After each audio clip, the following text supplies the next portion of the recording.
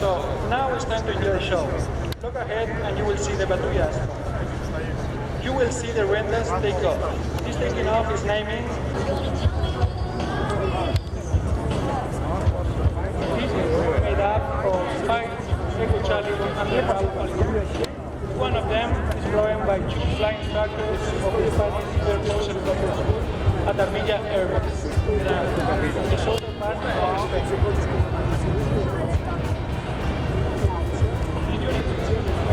Pilots of the Spanish Armed Force, pilots combining different teaching, space, traditional events,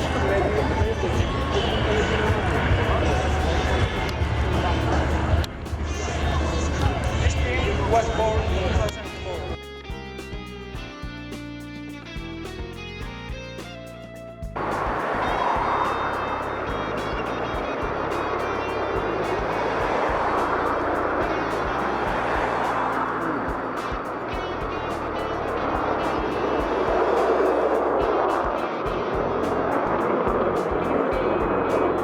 To jest właśnie to, o czym mówiłem, wykonanie leczenia.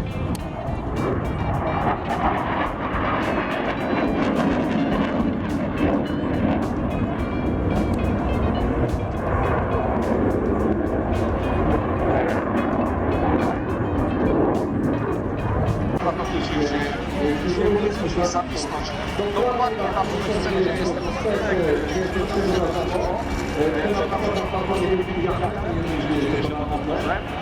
W związku z tym element, który jest bardzo jest koniecznym elementem do opanowania przez kierowców sportowych.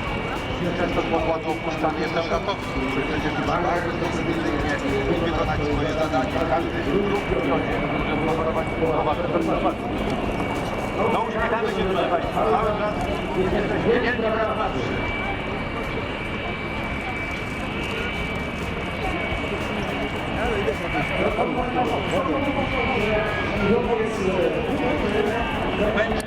To świadczy o jego niesamowitej manewrowości, niesamowitej możliwościach aerodynamicznych.